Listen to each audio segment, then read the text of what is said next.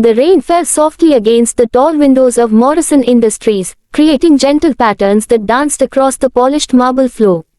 Marcus Morrison stood in his corner office on the 40th floor, watching the city below disappear into the grey evening mist. At 35, he had built an empire from nothing, but success had come at a price. The silence of his penthouse apartment awaited him, as it did every night. Marcus loosened his tie and gathered his briefcase. The building was nearly empty now, save for the security guards and cleaning crew. He preferred it this way. Fewer people meant fewer conversations, fewer reminders of the life he had chosen over the life he had once dreamed of having. As he walked toward the elevator, a small sound caught his attention. It was barely audible over the hum of the air conditioning, but there it was again. A quiet sniffling, coming from somewhere near the reception area. Marcus paused, his hand hovering over the elevator button.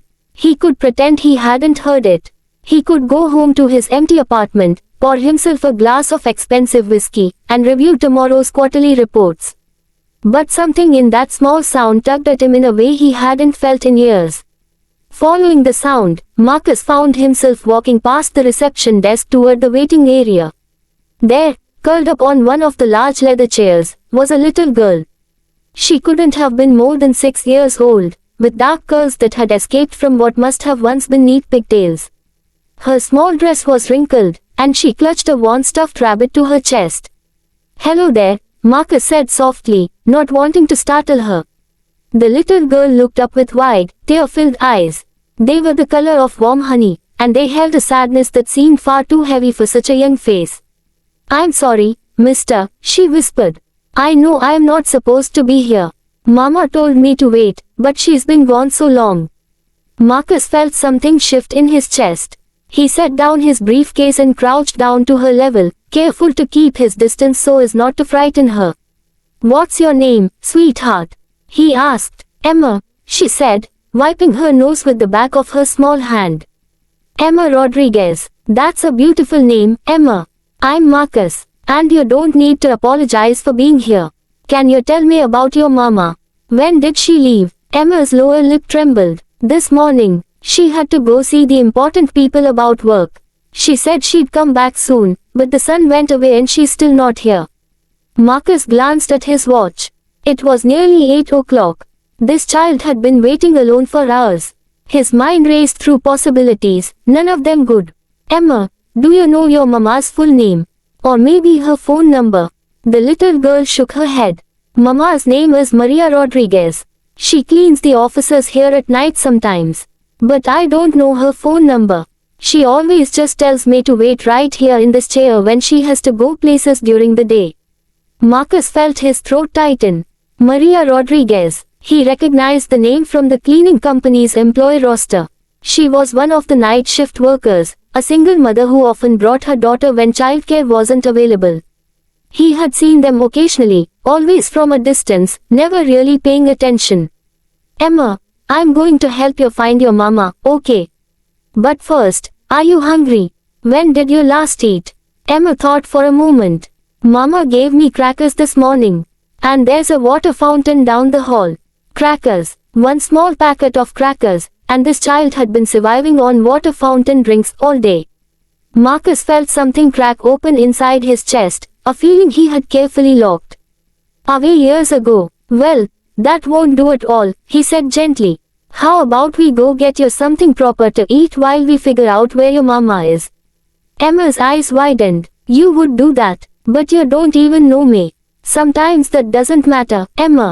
Sometimes we help people simply because they need help." Marcus made some phone calls while Emma ate a sandwich from the building's cafe. The cleaning company's supervisor informed him that Maria had indeed come in for an interview with another company that morning, hoping to find better paying day work. But there had been an accident. Maria had collapsed on the street outside the other building, apparently from exhaustion and poor nutrition. She was in the hospital, stable but unconscious. When Marcus gently explained the situation to Emma, leaving out the more frightening details, her small face crumpled. "Is Mama going to be okay?" she whispered. "The doctors are taking very good care of her," Marcus assured her. "But she needs to rest for a while." "Emma, do you have anyone else? Grandparents, aunts or uncles? Emma shook her head. It's just me and Mama. We take care of each other. Her voice grew even smaller. I don't have a papa. Mama says some kids just don't, and that's okay because we have each other. Marcus felt his carefully constructed walls beginning to crumble. Here was this brave little girl, trying so hard to be strong, facing a world that had already asked too much of her young heart. Over the next 3 days, while Maria remained in the hospital, Marcus found himself in an unfamiliar role. He had arranged for Emma to stay in the guest room of his penthouse, with a kind nanny to watch her during the day while he worked. But every evening, he hurried home, eager to hear about Emma's day, to help her with the simple meals they shared, to read her the bedtime stories she requested. On the third evening, as they sat together on his sofa reading about a princess who saved her own kingdom, Emma looked up at him with those honey-colored eyes. Marcus, she said quietly, yes, sweetheart, I know you are helping me because Mama is sick. But, she paused, twisting the ears of her stuffed rabbit. I don't have a papa. I never had one. And you're so nice to me, and you read stories, and you make sure I eat vegetables even though I don't like them because you say they're good for me. Marcus felt his breath catch. Emma, can you be my daddy forever? The words tumbled out in a rush, followed by a flood of explanation.